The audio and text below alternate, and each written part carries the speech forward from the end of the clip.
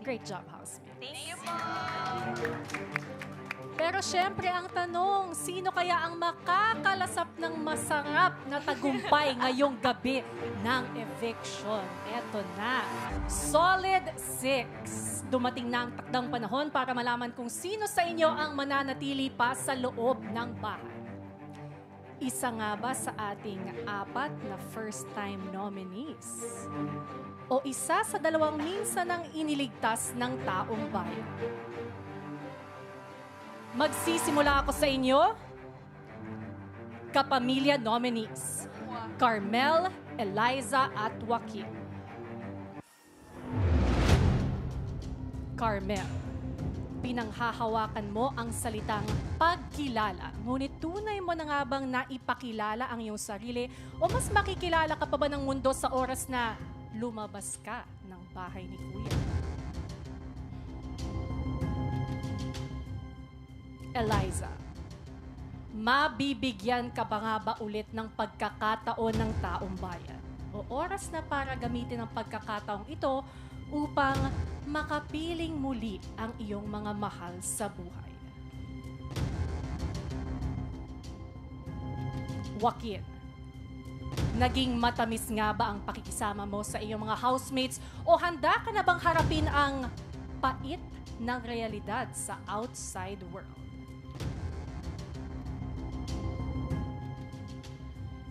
Carmel, Eliza at Joaquin, hawak ko na ang resulta ng boto ng taong bayan. Makinig ng mabuti. Ang pangalan na aking babanggitin ay ang unang ligtas ngayong gabi. Congratulations. You are safe tonight.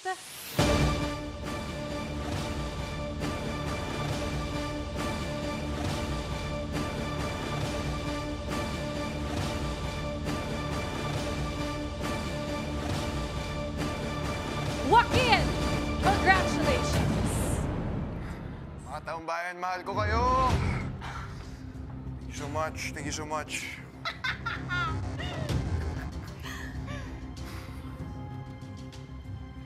Carmel at Eliza, maghawak kamay. Isa na lang sa inyo ang magpapatuloy sa inyong BBB journey. Girls, ang pangalan na aking babanggitin ay ang susunod na ligtas ngayong gabi. Congratulations. You are also safe tonight.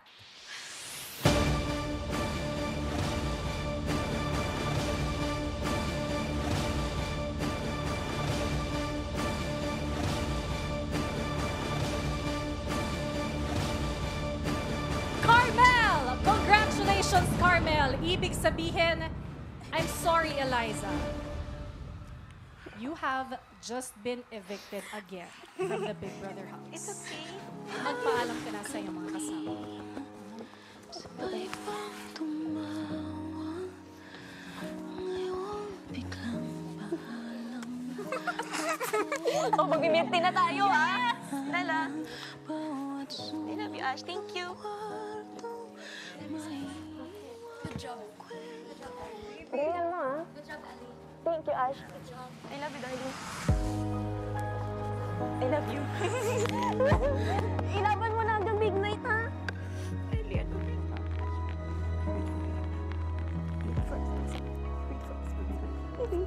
sa isang kisap mata, pero ang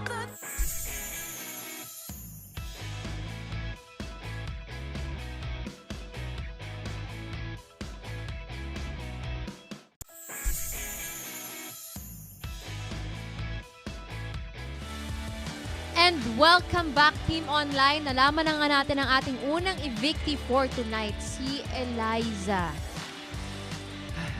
Alam mo, like what I mentioned earlier naman, no? Sabi ko kasi na kung sakaling, kung sino man ang lumabas, kung sakaling siya man, I feel like dun sa kanyang second chance na nakabalik siya sa loob ng bahay ni Kuya, pakiramdam ko nasulit niya. Nasulit niya naman. She should. We would Sana love wala to see, siyang we would have regrets. loved to see more of Oh, her, yeah. of course. Pero sa oras, with the time she spent again coming back, nasulit niya. Mhm. Madami ulit siya na ipakita. Daming At least tasks. nakapag-usap din Yeah. sila, di ba? And, lahat ng yon pwede niyang ipagpatuloy sa paglabas niya ngayong gabi. Dahil mamaya po makakausap namin ang ating dalawang evictees. So, sa ating post-show, sa ating post-live show. Kaya abangan niyo po yan mamaya. Kayo ang unang makakakita at makakausap sa kanila mamaya. So, maybe you can send in your questions or kung meron kayong topic na gustong pag-usapan natin mamaya with our evictees. And send your love, syempre, sa comment section below. So yun na nga, from the Kapamilya side, we have Eliza. And she's such a beautiful, lovely girl. The future is bright for her. I know masakit ma-evict, but I'm looking forward to seeing her shine. Nung nakita ko siya noon sa isang show sa ABS, nagulat ako, napadouble look ako talaga kasi ko, ang ganda. Ang gandang bata. Oo. Triple yan, hindi double. Double. Anyway, mamaya na natin ituloy ang kwentuhan. Ibalik na natin ang update dyan sa bahay ni Kuya.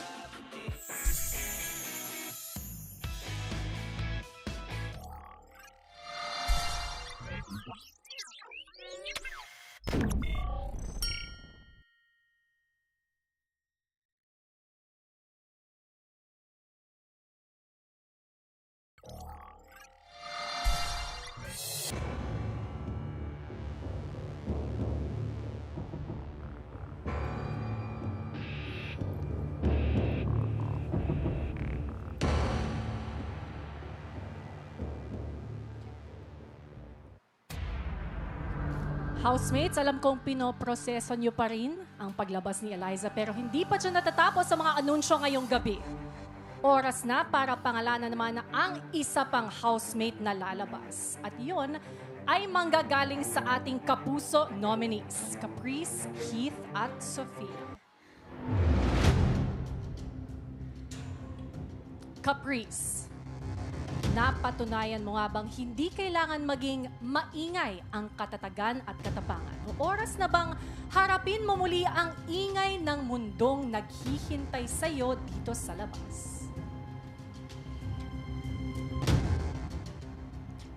Heath, sa pananatili mo sa loob ng bahay ni Kuya, naipakita mo nga ba ang tunay mong tibay? O mas huhubugin pa kaya ang lakas mo ng mga hamong nakaabang sa'yo dito sa outside world? Sophia, sapat na ba ang pusong ibinahagi mo rito sa loob ng bahay? O panahon na bang ialay ito sa mga mahal mong matyagang naghihintay sa'yo dito sa labas?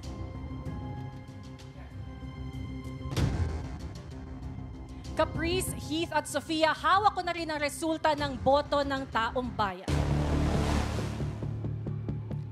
Makinig ng mabuti. Ang pangalan na aking babanggitin ay ang ikatlong ligtas ngayong gabi. Congratulations! You are safe tonight.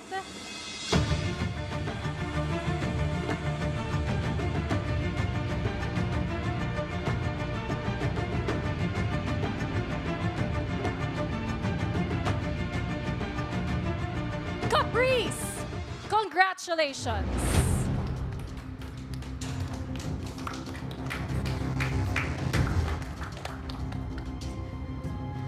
Ibig sabihin, isa sa inyo, Heath at Sophia, ang tuluyan ng magpapaalam sa inyong mga kasama. Ang pangalan na aking babanggitin ay ang huling ligtas ngayong gabi. Congratulations. You are also safe tonight.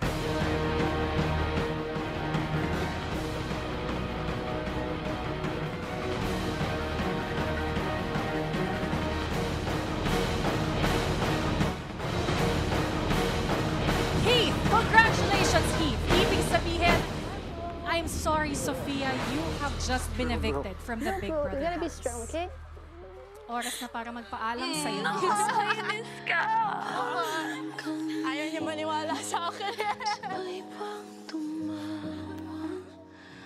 Ngayon biglang pangalaw. Pati na lang. Alis ka.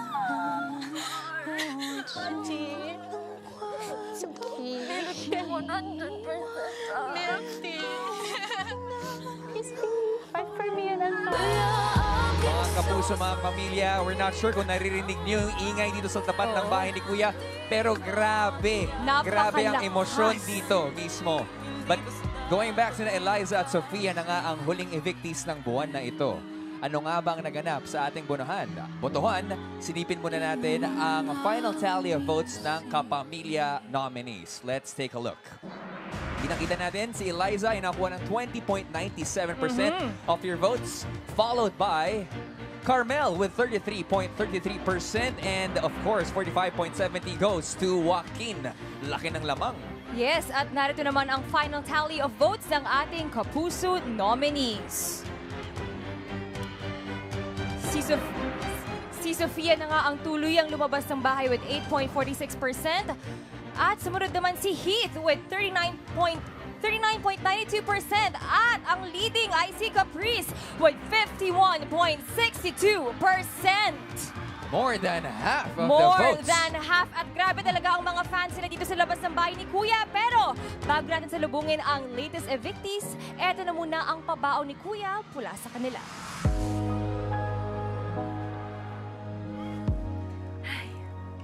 Eliza at Sofia, sa muli niyong pagbalik sa outside world, bitbitin niyo ang bawat aral at karanasang naipon ninyo sa loob ng aking bahay upang harapin ang totoong laban na naghihintay sa inyo sa labas. Parang kanina, sabay pang tumawa. Eliza, minsan mang nagsara ang pintuan ng iyong pangarap. I'm sorry, Eliza, you have just been evicted from the Big Brother house.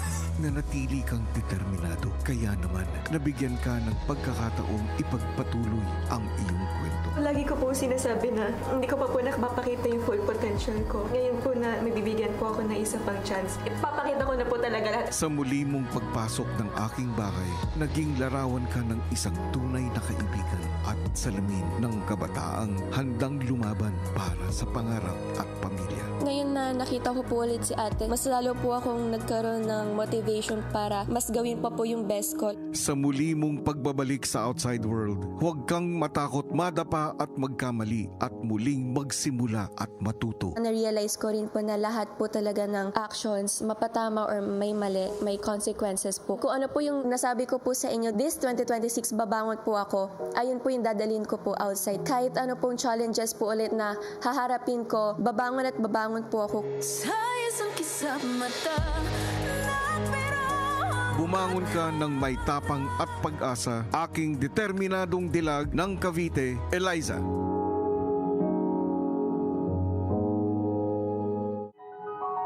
laging naiinig pa. Sofia, pumasok ka sa aking bahay. Dala ang busilak mong puso na handang ibahagi sa lahat. Puso po talaga yung dinala ko dito sa loob ng bahay ni Kuya. And gusto ko po mag-radiate yung heart ko outside, Kuya. Ipinakita mong ikaw ay may mapagmahal na puso para sa pamilya. I'm so proud of you. Grabe.